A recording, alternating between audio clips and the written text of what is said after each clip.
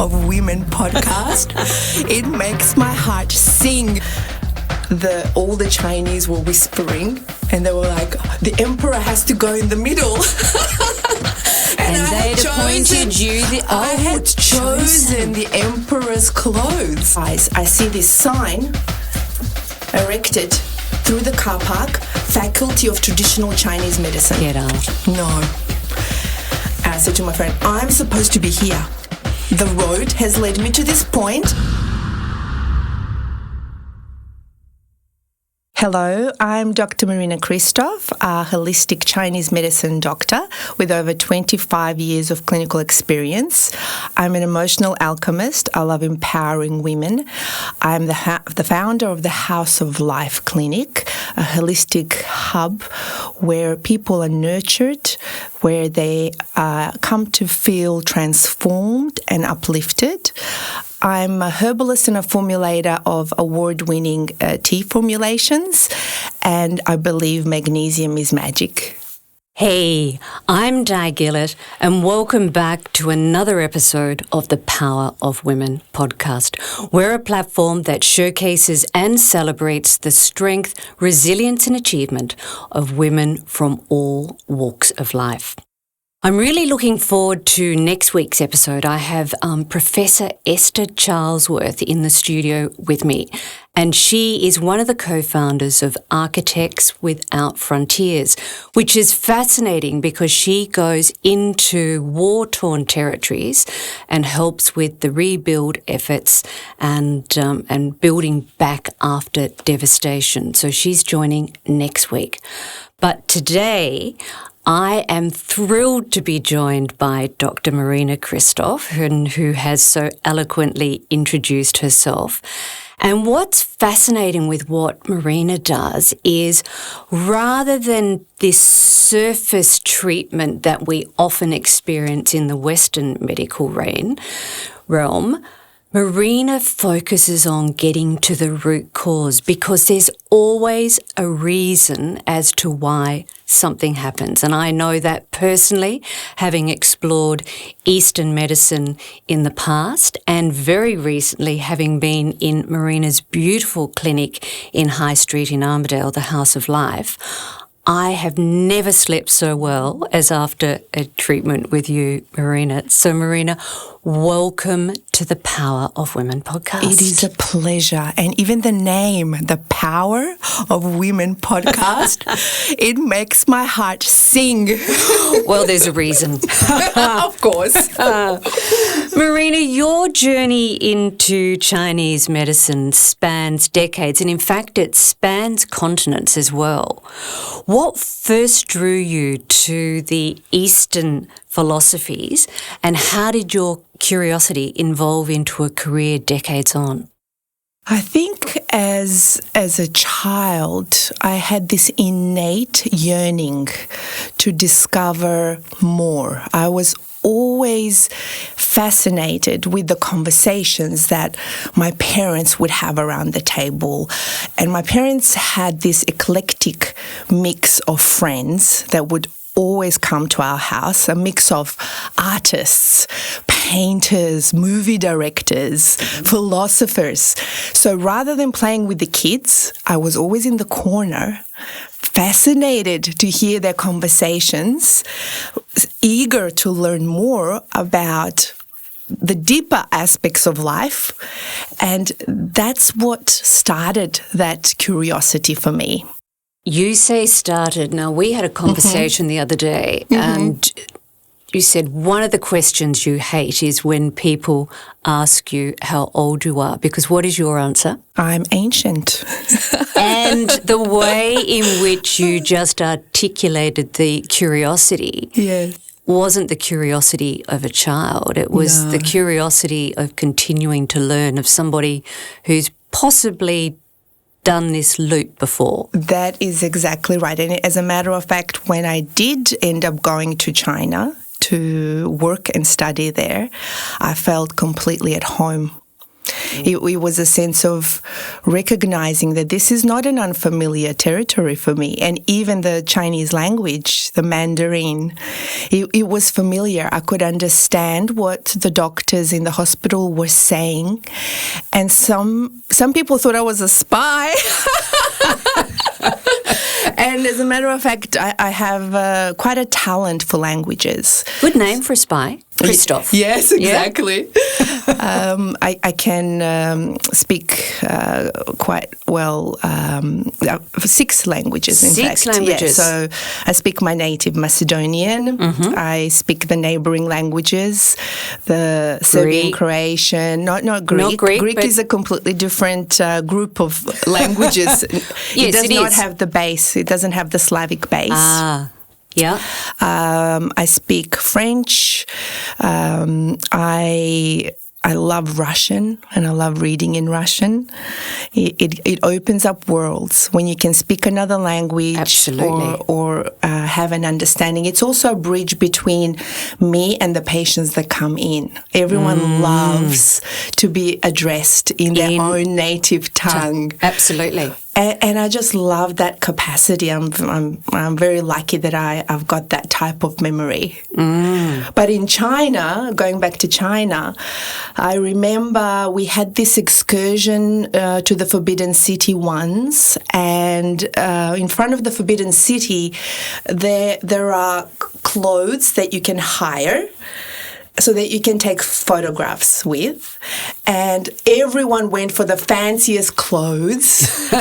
Emperor's New Robe. Yes, that's right. And I chose this bright yellow, very simple robe. And when we formed the group so that they could take a photo, all the Chinese were whispering, and they were like, the emperor has to go in the middle. And they had appointed you the I had chosen the emperor's clothes. And that was a running joke after that. So there has to be some sort of a connection. But in this lifetime, I have come into this incarnation as a woman, and I'm deeply passionate and grateful that I've got this vehicle. And this vehicle that over the centuries has been suppressed and oppressed. And I feel like now, especially in the West, we have been given this opportunity and power to showcase this feminine force in the right way. Well, sitting in a studio setting with Marina, I feel like the room is bursting. It's you can feel the energy. So it's actually the energy of the heart when it's in balance stretches and spreads 6 to 7 meters. So you can feel the field of somebody's open. That's why it's bouncing and welcoming off the walls, energy. because we haven't got 6 to 7 meters in here. That's right. So the power of our heart when it's in harmony, when we are grounded and rooted in our truth and our capacity to drop into the heart and not just be in our heads, it is a very powerful force. And that is what distinguishes, I think, the female from the male way of dealing with life. So when somebody says, I saw them across the room, yes, that plays into that. Of course. There is a vibrational match. So you get pulled and you attract the people that resonate to that same heart frequency. It's called heart coherence. And the energy is harmonious. Whereas when there's conflict and when people are using just their mind to push and to insert to assert their egotistical, power-hungry views, then you can feel that discord and it blocks everything up, and then the energy tends to rise. So all of these phrases play into that. They put a wall up, and you can physically feel that barrier. And you don't feel comfortable to drop into the truth of who you are. Therefore, hearts cannot meet at the center, and truth cannot be revealed. So it becomes a script. It becomes something that doesn't really have the power to influence people. The people that are watching can also sense that interaction.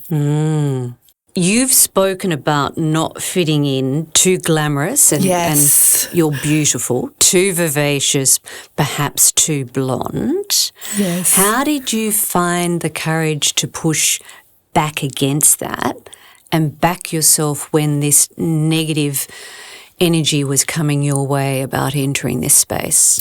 I was quite surprised actually that I would be judged on the basis of my physical appearance. I remember walking into the university in the waiting room where there were dozens of students that were waiting to be interviewed for admission into the Chinese medicine course. And the prerequisite at that time... This is the 90s. So this is the 90s. Yeah. Yes. So the prerequisite for entry into Chinese medicine at that time was a person that has enough life experience. And I thought that is perfect. Because I've done this tour several times over. Not only that, but the experience of coming from overseas, living in different countries, mixing with a lot of people, having this background of support, family support. I thought I would go in and be a walk-up start. And smash the interview. And as soon as I walked into the waiting room, I could smell the sandalwood. And it's okay, no problem. I'm a hippie inside. My turn came, and the woman who was interviewing just took one look at me up and down, and she was not even interested to find out anything about my story. She simply said, "I think you are too personable. You need to try nursing. This is not the degree for you." And this is right in the heart of generation of how I grew up in the 90s and started working in the late 80s, 90s, where it was really hard to find a female supporting another female. And you've walked in and you've instantly become a threat. That's right.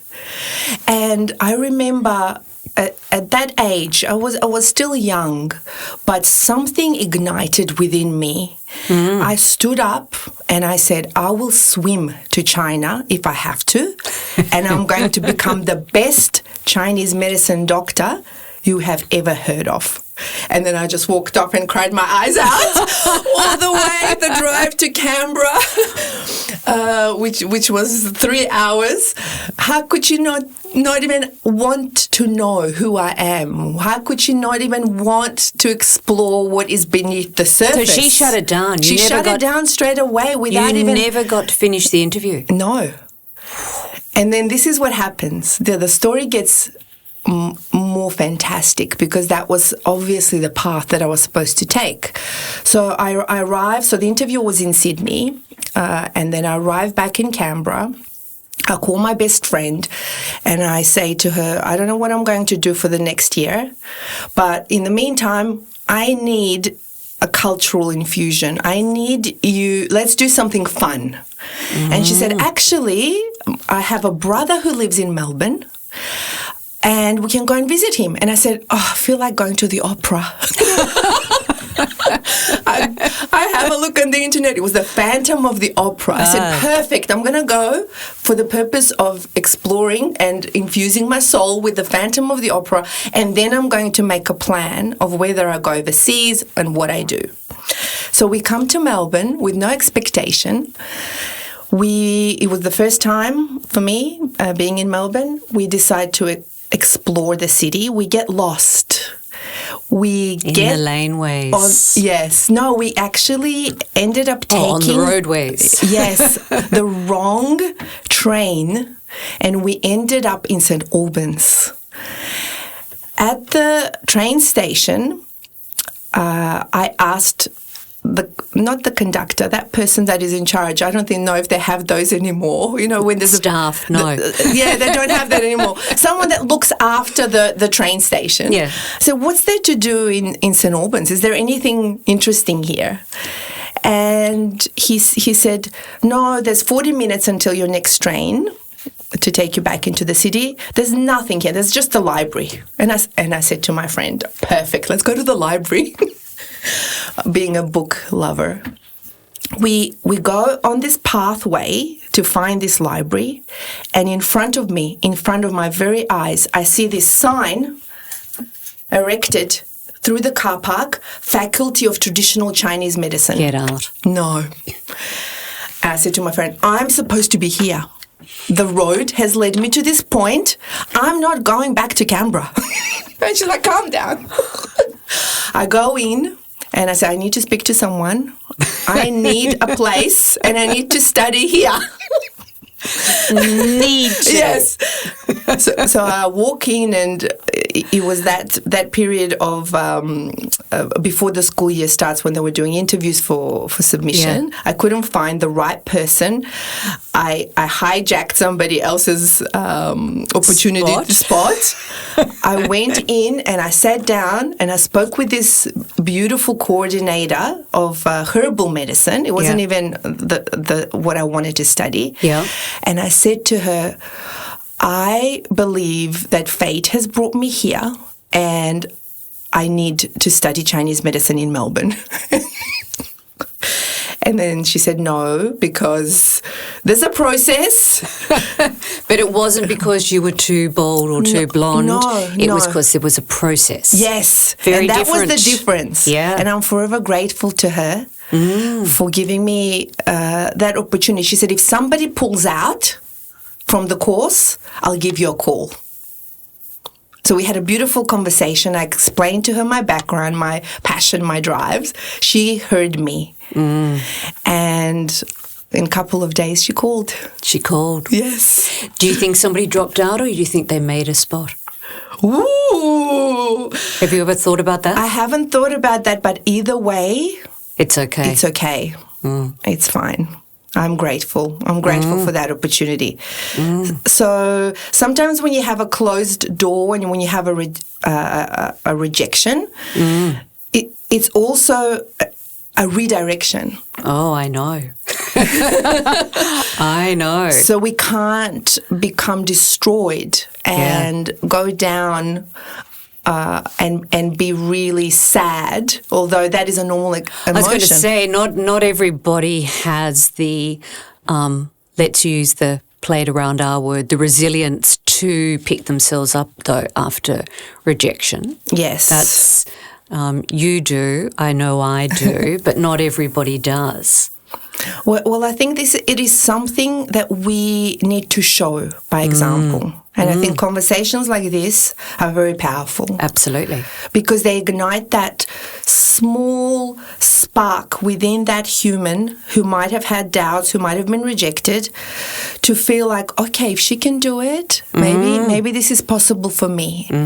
And it's a pleasure for me to be that and it is lighting that spark. So yes. Leading up to today's recording, you and I spoke via a Zoom call to get a sense of where this conversation was going to go. Yes. And then you so generously invited me to the House of Life, and I visited you earlier this week.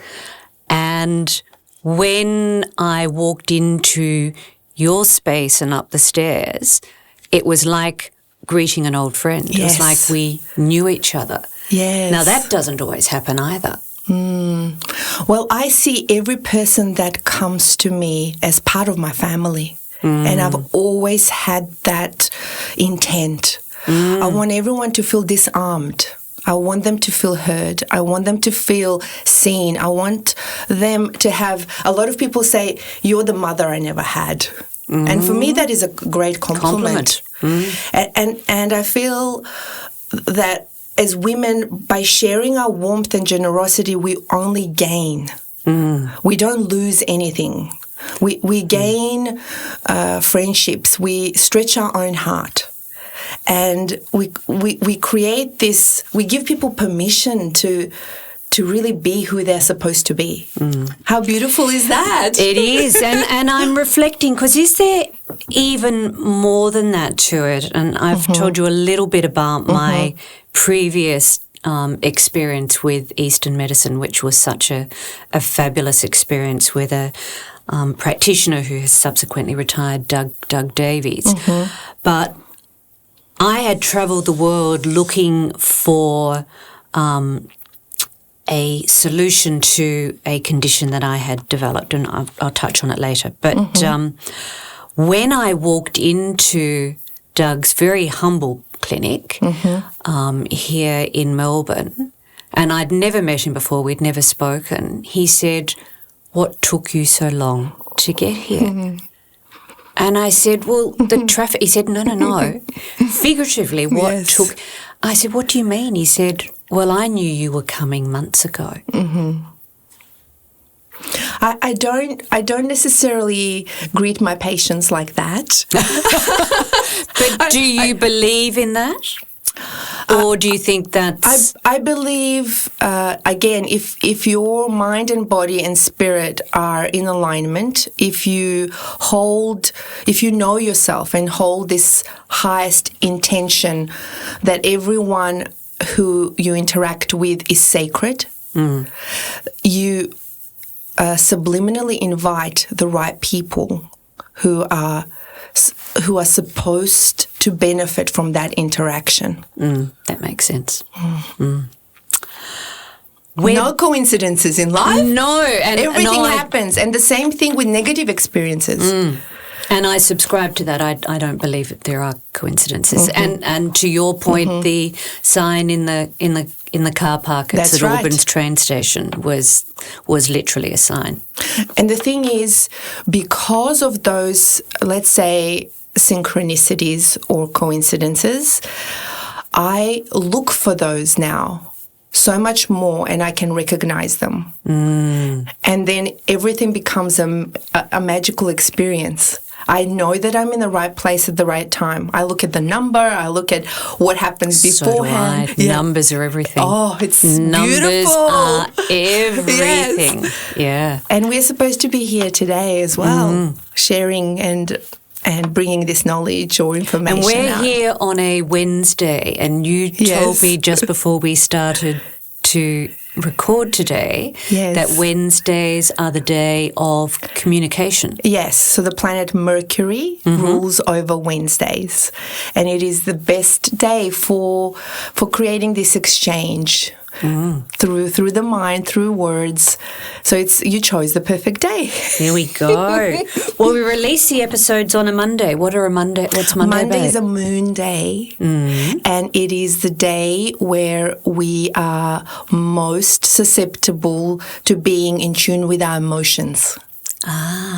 So emotionally... So it's a good day for taking on information. Yes. It's not a good day to... There you go. That's right. And tune in and subscribe so you never miss an episode on a Monday. And in terms of women, Friday is Venus Day. So Friday is the day out of all the days that women need to give themselves space to drop into their feminine. Couldn't agree more. Could not agree more.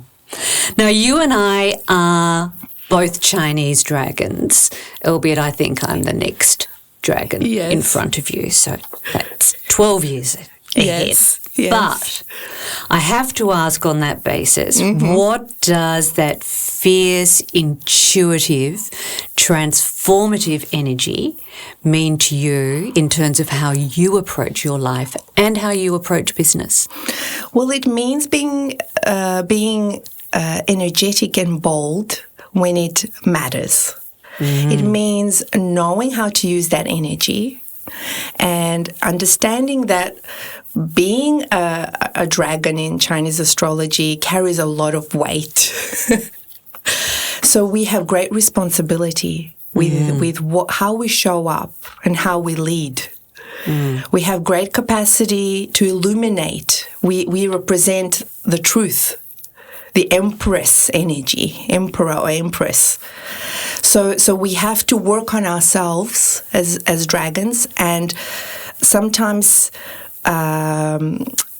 pull back on that impulsive energy, because passion, if it's out of control, can turn into irritability and impulsiveness and impatience. And poor decisions, because we just want to get on with it. That's right. We're 10 steps ahead. Yeah. So it means knowing the shadow aspect and the light aspect, and working within ourselves to cultivate that perfect balance. And then leadership is one of the main qualities of the fire dragon, because we have that capacity to transform. Yeah, and I am a fire dragon. Me too. So coming up, we're going to talk about energy. Yes. Further, and what drains us of energy and how we can optimize it. If you're loving the Power of Women podcast, be sure to jump on to our YouTube channel and hit that subscribe button to ensure you never miss an episode. So, your philosophy of Eastern medicine, and certainly how I understand Eastern medicine, is the philosophy of getting to the root cause. Yes, that is one way to look at the philosophy. The philosophy is a lot broader than that. It encompasses many different facets of the human experience. We look at energy flow within the body. We look at seasonal impacts. We look at emotions. We look at mental thought patterns that are affecting the way a person experiences life or experiences themselves. And then disease is simply a state of dis-ease. In other words, you're not in a state of ease. That's how it begins. So it is not something that needs to be straight away medicated or suppressed. Because sometimes we've got to push through that. Is that what you're saying? We push through that, or we ignore the signs that the body sends, or we ignore or suppress that feeling of discomfort that is coming from within. And then we ignore that for a long period of time, because the body is very giving. Things don't just happen out of the blue. You might have been having signs for a long period of time before something of a diagnosis can come up. Yep. So the beauty of traditional Chinese medicine and the Eastern philosophy is that it teaches people how to prevent those states of disease, but also treats disease, of course. Got it. So, in terms of, and myself included, because I've absolutely explored alternative therapies, and I made reference of it before. So I think I've talked about it on the podcast before. I developed alopecia totalis in 1999. And I lost all of my hair, total body, and I was completely bald for 4 years. And I went down the path of Western medicine, and that experience was nothing short of horrifying, because the approach to treat the alopecia was so detrimental that the side effects of the treatment were going to have far greater ramifications on my health long term than what the alopecia was actually having.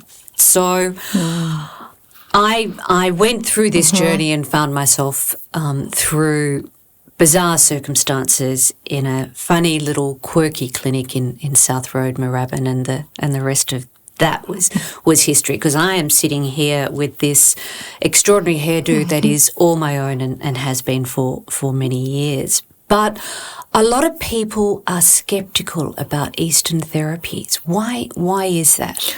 I find that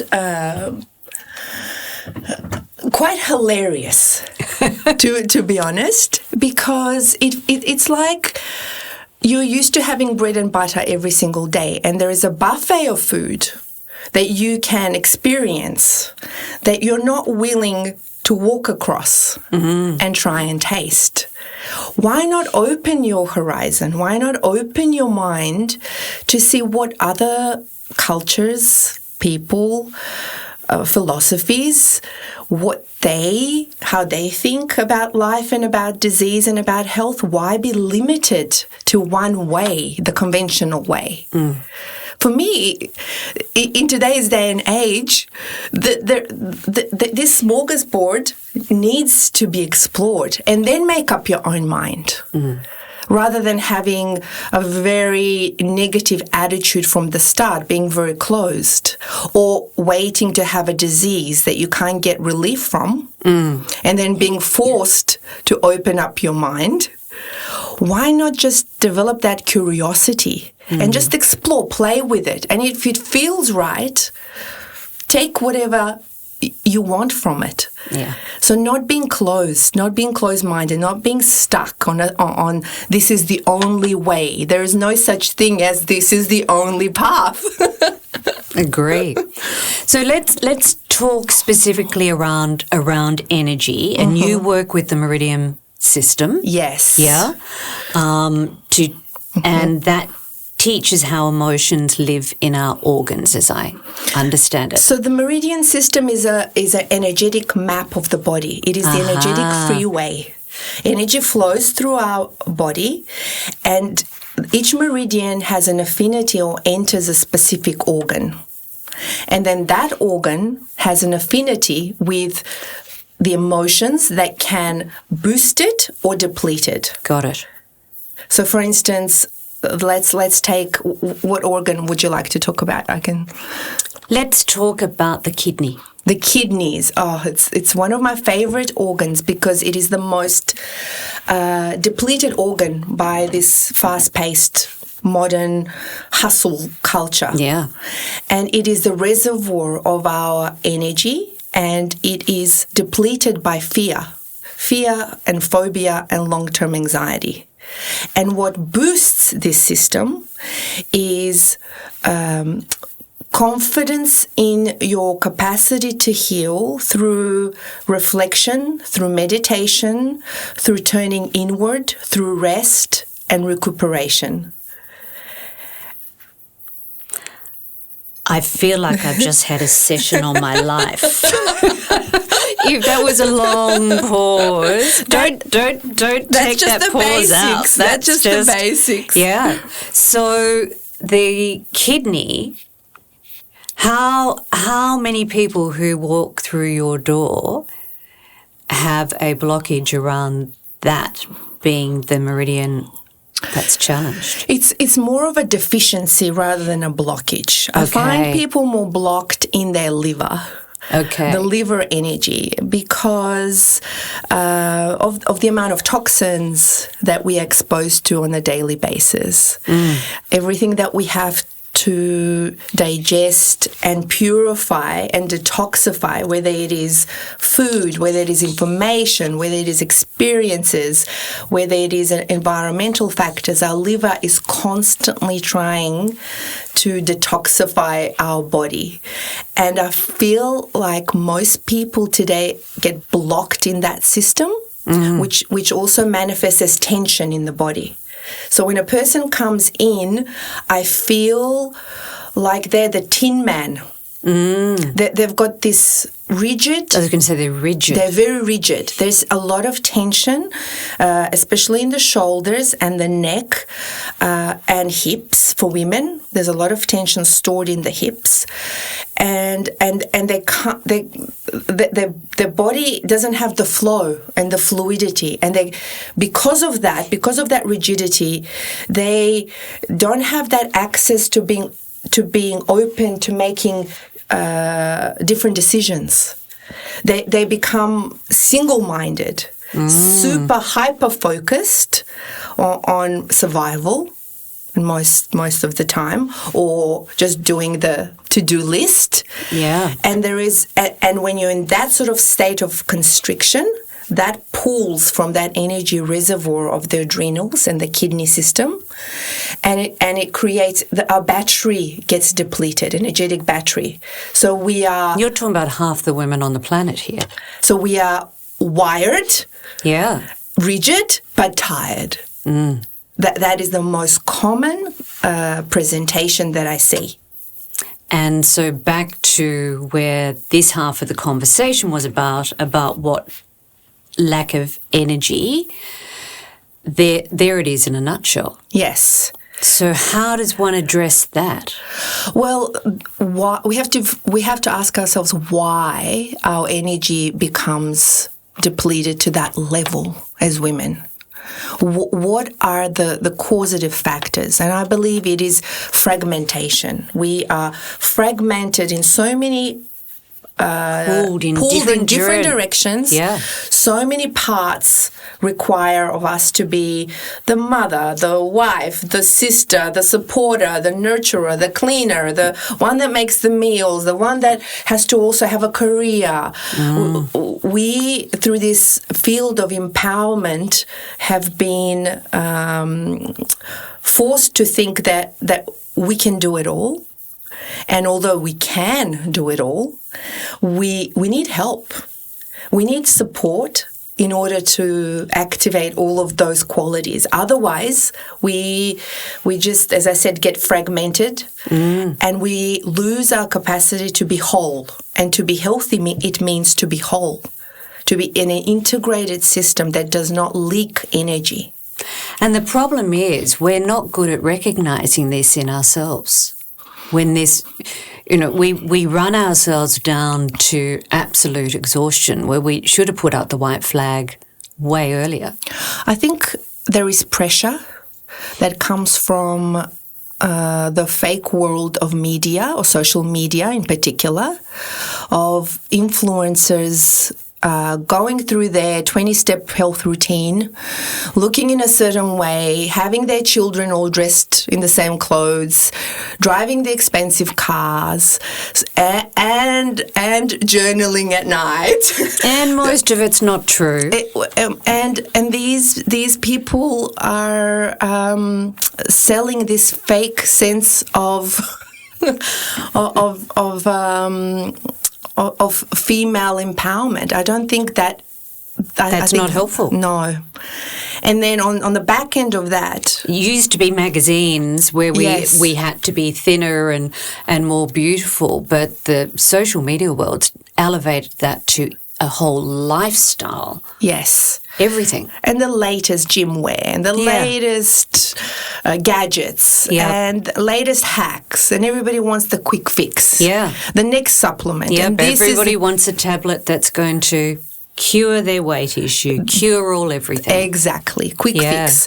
But on the inside, people will realize that there is that cannot satisfy the yearning of the mind and the body on a soul level. There will be emptiness. It's hollow. Yeah. So not everything that shines is gold. That's what I always say. And then they come in because of a physical ailment, and I gently bring them back to that point so that they can recognize that they need to be nurturing that aspect. And then when they start nurturing that aspect, the pressure to appear perfect is no longer there.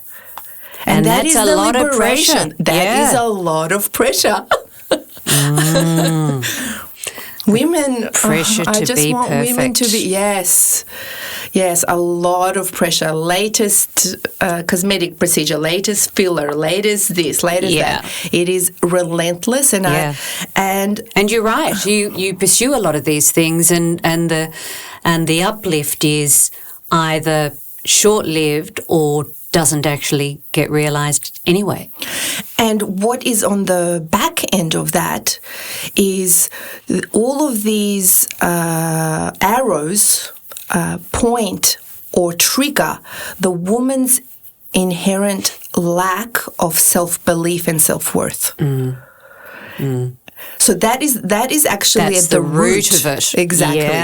Yeah. So that's why inevitably when women age, there is no acceptance of the aging process. There's no embracing of that wisdom and a sense of relaxation into who they are. They become even more determined to look like somebody else, or it creates more focus on the superficial things. There's food for thought. Yes. So you've described your mission as helping people understand themselves more deeply, which is exactly what we've just been talking about now. Do you think that self-understanding is the missing piece then in many people's journeys? Yes, self-understanding, self-awareness, knowing who you are deep down and knowing that you are complete and whole and perfect, and that you have come into this experience, into this life experience, to explore, to stretch, to have fun, to learn, to have the wisdom to know what fuels you and what depletes you. To make choices that are empowering for you, so that you can be a force of empowerment for those that are in your care. We have not finished this conversation because there is so much more that I'd like to explore about health and well-being. But before we wrap up today, I want to talk about this beautiful gift that is on the table that you have bought. And if you're listening rather than watching the podcast, Dr. Christov has bought a beautifully presented container of her teas, which is one of the products that you've developed. Yes, all of the products I've developed, yeah. And tell me about what you've brought me today. So this is the Peaceful Warrior formula, and this is the formula that I created during COVID. To provide... I'm not very often called a peaceful warrior. Is that why you brought the tea? Well, it is an interesting name because it contains two seemingly opposing it is. words. Yeah, it does. And I feel like the future of healing ourselves and healing our planet needs to happen through a fierceness that is peaceful. So we need to become warriors for that which is sacred, which is natural, which is true. And we need to have the capacity to distill that clearly. But we still have to be warriors because the journey ahead is going to be long. Yeah. Beautiful. Not everybody is going to be on that level where they can recognize that you don't need to use force to inspire change. Yeah, I love it. So before we wrap up today, how can somebody find you? You can find me through my website, houseoflife.com.au. You're welcome to come to the Armadale Clinic on High Street.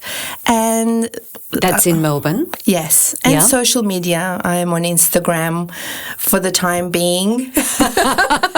But not offering false promises and top tips of how to be fabulous in 5 seconds. No. Yeah. No. Brilliant. What I talk about is how to come to that state of peace, how to activate the love within. That is my message, and that is not something that normally likes. The algorithm doesn't like it too much because I'm not that dramatic. The algorithm's a bit like that with the Power of Women because possibly they think it's too dramatic. But there you have it. So Dr. Christov is going to return and we are going to do another episode together to explore health and well-being, specifically because today we've learnt the fabulous aspect of your story that what brought you here. In our next episode, I'd like to focus on the practice, if we could. So be sure to listen to this episode, share it with somebody else within your network because she is this transformative force that I feel very privileged to have met and had her on the podcast today. Please follow me on the socials and on my website, powerofwomen.com.au, and be sure to subscribe on either the listening platforms on the Apple or on the Spotify, or watch us and subscribe to the Power of Women YouTube channel. Until next time.